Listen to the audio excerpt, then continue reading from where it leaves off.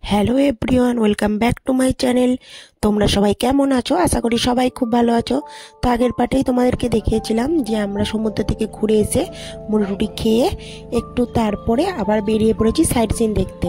তো একটা অটোকে ভাড়া করে নিয়েছি। তো তার সাথে কথা হয়েছে আমাদেরকে 4টে জায়গা ঘোরাবে।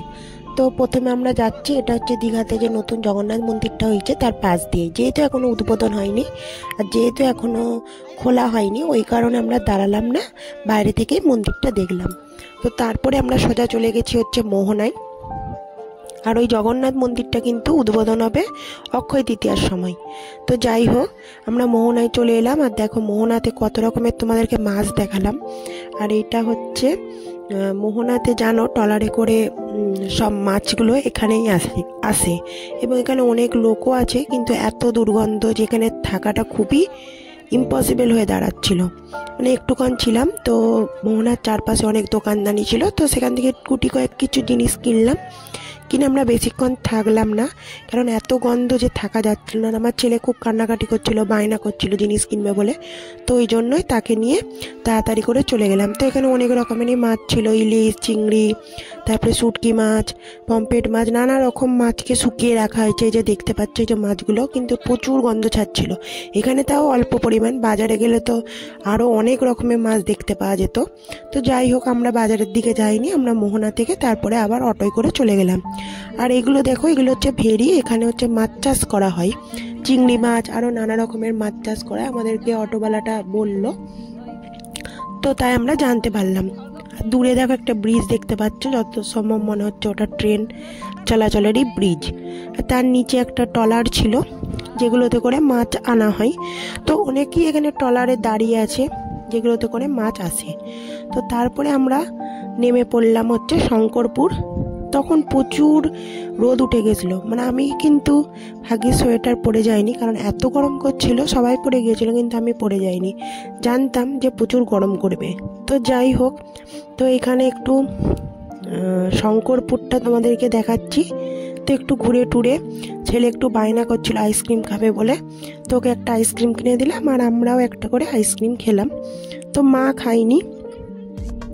তো এই চারপাশটা দেখালাম, কিন্তু আমার ছেলে খুব ভয় পাচ্ছিল, কারণ ও সমুদ্রের কাছেই যেতে চাইছিল না। তো তোমাদেরকে আগেই বলেছিলাম।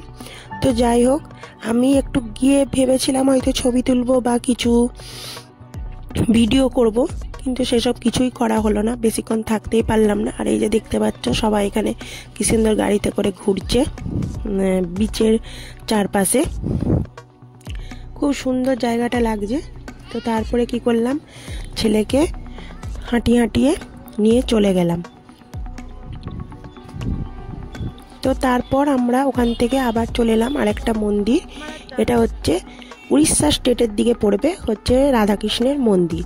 তো এই মন্দিরে যেহেতু ক্যামেরা অ্যালাউ ছিল না, ওই কারণে তোমাদেরকে বাইরের দিকটা একটু দেখিয়ে দিলাম। মনে হয় মন্দিরের কাজ চলছে, ওই জন্য এখানে বাঁশ টাস বাঁধা আছে। তো প্রথমে আমরা অতটা বুঝতে পারিনি, প্রথমে আমি ভিডিও করছিলাম। তো তারপরে বলল যে এখানে ভিডিও মানে ছবি তোলা যাবে না। তো ভেবেছিলাম, একটু চেষ্টা করেছিলাম যে দেখাবো মন্দিরটা, মানে মন্দিরের ভেতরের যে ঠাকুরটা, খুব সুন্দর ঠাকুরটা ছিল, কিন্তু দেখাতে পারলাম না। তো যাই হোক, মন্দিরে প্রণাম টনাম করে আমরা আবার বেরিয়ে চলে এলাম বাইরে থেকে। যে তোমাদেরকে একটু দেখাচ্ছি মন্দিরটা। তো ছেলে নিয়ে ভিডিও করাটা খুবই ইম্পসিবল হয়ে দাঁড়াচ্ছিল, যেহেতু ওর মানে তোমাদের দাদা ভাই আসেনি আমার সাথে, ওই জন্য একটু আমার খুবই সমস্যা হচ্ছিল। কিন্তু তোমাদের জন্য তো আমি তো চেষ্টা করবই করার। যাই হোক, তারপরে চলে এলাম আবার অটোয় করে চন্দ্রেশ্বর মন্দির।